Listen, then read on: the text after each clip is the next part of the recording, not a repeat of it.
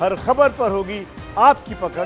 Download कीजिए ABP live app. सुबह के 9 बजे वक्त हो गया है बिहार चुनाव को अपडेट देने का। आपको बता दें, आपको आज बिहार चुनाव के लिए बड़ा दिन इसीलिए है क्योंकि नीतीश कुमार अपने चुनाव अभियान का श्री गणेश आज करने वाले हैं। उससे पहले न सिर्फ नीतीश बल्कि लालू प्रसाद यादव, तेजस्वी यादव और जीतन राम मांझी ने भी चुनाव के लिए नारे जारी कर दिए हैं। बिहार में चुनाव का बिगुल बजने से पहले नारों का जोर है।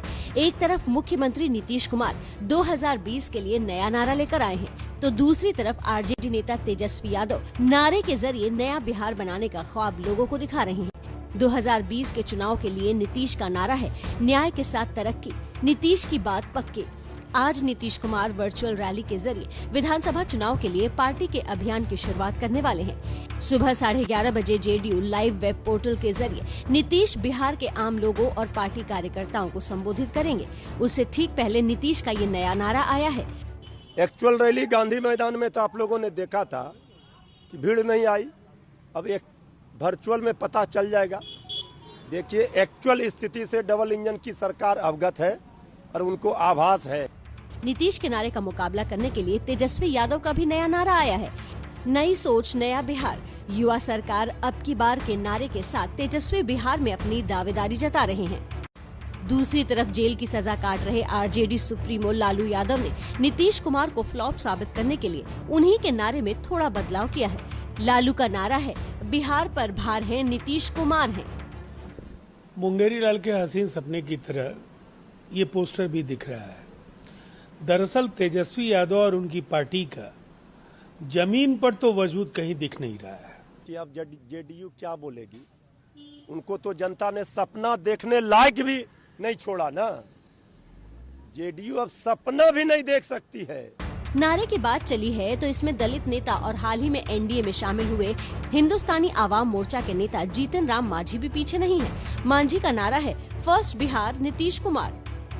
दरअसल मांझी का नारा एलजेपी अध्यक्ष चिराग पासवान के नारे का जवाब है। चिराग ने बिहार फर्स्ट, बिहारी फर्स्ट का नारा दिया तो मांझी नीतीश कुमार से दुश्मनी भुलाकर उनकी तारीफ में जुट गए।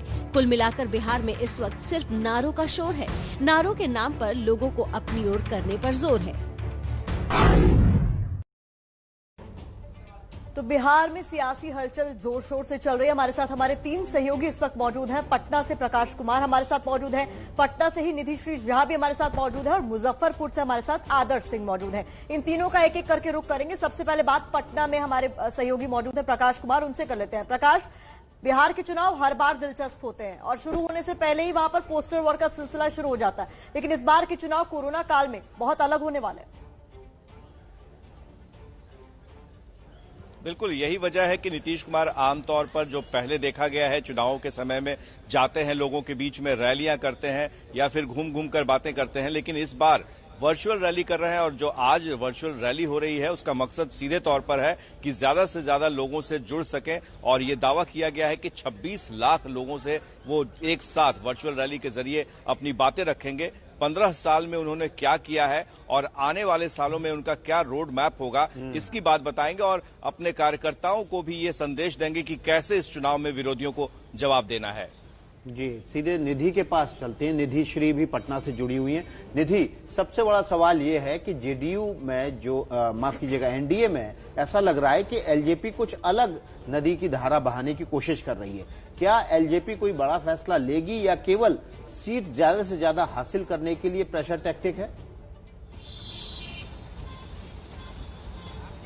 जी देखिए, शुरुआत से तो यही बातें कही जा रही हैं कि लगातार जो सीट शेयरिंग को लेकर के तालमेल है वो नहीं बैठ पा रहा है एलजेपी, जेडीयू और बीजेपी के बीच में। और अब जब मांझी ने एंट्री ली है एनडीए के अंदर तो ये तो बिल्कुल स्पष्ट हो गया है कि चिराग पासवान की जो पार्टी है एलजेपी वो अब बिल्कुल किनारे लेने के पक्ष में दिखाई दे रही है। हालांकि आज जो है, आज का दिन इसलिए भी महत्वपूर्ण है क्योंकि आज दिल्ली में बैठक है और एलजेपी जो है उस पर फैसला ले लेगी कि आखिर उनको साथ रहना है कि नहीं रहना है। लेकिन मांझी के आने से एनडीए को कहीं ना कहीं ये जो है ये पूरी तरीके से एक्सेप्ट नहीं कर पा रहा। अब जैसे एलजेपी की पार्टी की तरफ से जो बयान आया था इससे पहले वो भी कहा गया था कि पूरे एनडीए से फैसला नहीं लिया गया, विचार करके ये नहीं लिया गया कि मांझी को पार्टी में लाना है या नहीं लाना है। लेकिन आज का दिन जो है वो इसलिए भी महत्वपूर्ण है। दूसरा एक और बात मैं आरजेडी के लिए बात करना चाहूंगी, कौन कितने पानी में है यह स्पष्ट हो जाता है। अब जैसे कि तेज प्रताप यादव हैं, वो लगातार रैलियां कर रहे थे। पहले वो महुआ से चुनाव लड़ते थे, लेकिन इस बार अब जब उनको लग रहा है कि वो वहां से चुनाव नहीं जीत पाएंगे या कमजोर साबित हो रहे, तो अब उन्होंने अपना विधानसभा सीट बदल लिया और आज वो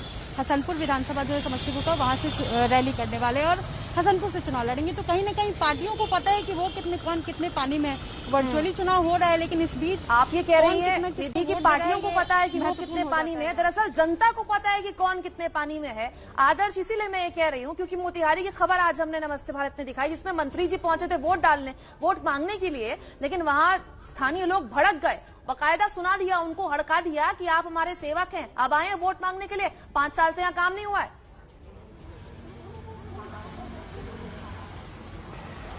देखिए, ये कोई मोतिहारी या मधुबनी की बात नहीं है। मैं लगातार बिहार में पिछले कई दिनों से हूँ। बाढ़ के दौरान भी मैंने बाढ़ के कई हिस्सों को कवर किया और उस दौरान भी देखा गया है कि जो नेता लोगों के बीच में, चूंकि चुनावी साल है और इस दौरान हर साल जो बाढ़ में लोग आते थे वो नहीं आते थे, और इस बार जो लोग नेता लोगों के बीच में जा रहे हैं वो उन्हें उल्टे पांव लौटा रहे हैं। ये कोई नई बात नहीं है। इससे पहले भी कई बार देखा गया है कि जब नेता उनके बीच में जाते हैं, वोट मांगने की कोशिश करते हैं या हमदर्दी दिखाते हैं, तो इस दौरान उन्हें गुस्सा मिलता है पब्लिक का, क्योंकि पब्लिक ने पिछले 4 से 5 सालों में जो नेता हैं उनको ढूंढने की कोशिश की और नहीं मिले। हैरानी की बात यह है कि जिस जिले में मैं मौजूद हूं, मुजफ्फरपुर, ये कई मंत्री, कई नेताओं का गढ़ रहा है और इस जिले की भी अगर बात करें तो हालत खराब है। तो ये सिर्फ एक जगह की बात नहीं है कि नेता को लौटाया गया है, कई जगहों पर नेताओं को विरोध देखना होगा और अभी तो चुनाव की शुरुआत हो रही है।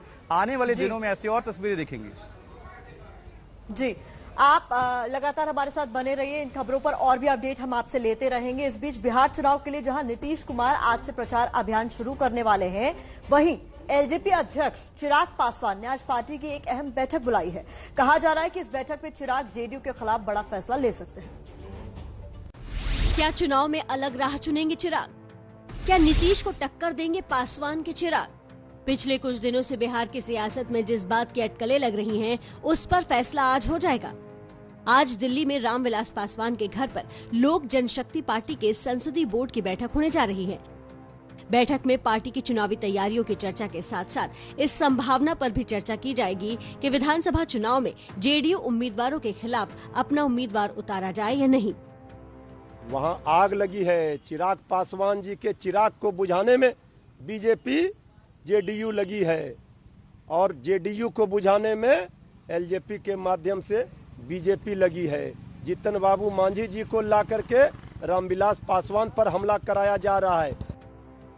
बिहार चुनाव नजदीक आने के साथ ही चिराग पासवान ने नीतीश सरकार के खिलाफ कड़े तेवर अख्तियार कर लिए थे। बिहार में बाढ़ और कोरोना संक्रमण से निपटने के इंतजाम और चुनाव की तारीख को लेकर चिराग का रुख जेडीयू से अलग रहा है। इसकी वजह से जेडीयू सांसद ललन सिंह ने उन्हें कालिदास तक कह डाला। यानी चिराग जिस डाल पर बैठे हैं उसी को काट रहे हैं। दलित नेता जीतन राम मांझी की एनडीए में वापसी के बाद जेडीयू और एलजेपी की तल्खी और बढ़ गई है। इसी तल्खी का नतीजा है कि अब चिराग ने नीतीश कुमार के एक और फैसले पर सवाल उठा दिए हैं। नीतीश सरकार ने ऐलान किया है कि किसी दलित की हत्या होने पर उसके परिवार के एक सदस्य को सरकारी नौकरी दी जाएगी, लेकिन चिराग ने इस फैसले को चुनावी घोषणा बताया है। मुख्यमंत्री को लिखी चिट्ठी में चिराग ने कहा, पहले दलितों को लेकर पुरानी घोषणाओं पर राज्य सरकार अमल करे। पिछले 15 सालों में जितने दलितों की हत्या हुई है, उनके परिवार के सदस्य को नौकरी दी जाए। दलितों को 3 डेसिमल जमीन देने की घोषणा का क्या हुआ? जहां तक हमारे कोऑर्डिनेशन का सवाल है, बिल्कुल दुरुस्त है और हम तो कह रहे हैं कि 220 सीटें जीतेंगे, उससे कम एक भी सीट कम नहीं जीतेंगे। नीतीश के मुकाबले चिराग को कद्दावर नेता साबित करने के लिए पिछले दिनों देश के कई राज्यों के अखबार में एलजेपी का ये विज्ञापन भी छपा था। इस विज्ञापन के जरिए इशारों में नीतीश सरकार पर निशाना भी साधा गया था। पोस्टर में राज करने वालों के खिलाफ लड़ाई की बात भी कही गई थी। ऐसे में कयास लगना स्वाभाविक है कि क्या चिराग नीतीश से अलग रास्ता चुनने का मन बना रहे हैं। सूत्रों के मुताबिक एलजेपी के पास एक विकल्प ये है कि वो केंद्र में एनडीए का हिस्सा बने रहे, लेकिन राज्य में वो जेडीयू के खिलाफ उम्मीदवार उतारे। पार्टी सूत्रों ने पहले ये बताया था कि पार्टी 143 सीटों पर अपना उम्मीदवार उतारने की योजना बना रही है। सीधे पटना चलते हैं, हमारे बिहार संपादक प्रकाश कुमार बने हुए हैं। प्रकाश, क्या करेंगे चिराग पासवान? बने रहेंगे एनडीए में या अलग रास्ता ले लेंगे? देखिए विकास, एक बात तो साफ है कि चिराग पासवान ने एजेंडा अपना सेट कर लिया है और वो पीछे मुड़कर देखना नहीं चाहते हैं। शर्त यह है कि बीजेपी इसमें किस हद तक बीच बचाव करती है, मान मनोबल करती है, क्योंकि नीतीश कुमार और एलजेपी के बीच में बिल्कुल बातचीत नहीं है। यहां तक कि रामविलास पासवान ने बीच में कोशिश की थी चिराग पासवान और नीतीश कुमार के बीच में सुलह सफाई कराने की, लेकिन वो भी कुछ ही दिन तक चला था। तो जाहिर है कि जिस तरह से आज वर्चुअल रैली नीतीश कुमार कर रहे हैं और वहां पर बिहार पार्लियामेंट्री बोर्ड की बैठक बुलाई गई है, इसके पहले भी चिराग पासवान ने कहा था कि वो समर्थन वापस लेने की घोषणा करने वाले हैं, लेकिन आज तय है कि वो कोई ना कोई बड़ा फैसला जरूर लेंगे जिसका असर इस महागठबंधन, इस एनडीए पर पड़ेगा। प्रकाश, बहुत शुक्रिया आपका। आदर्श, आपका ही बहुत बहुत शुक्रिया। निधि, आपका ही बहुत बहुत शुक्रिया। इलेक्शन मतलब एबीपी न्यूज तो याद दिला दे आपको, बिहार विधानसभा चुनाव से हर छोटी बड़ी अपडेट केवल आप पाएंगे एबीपी न्यूज पर।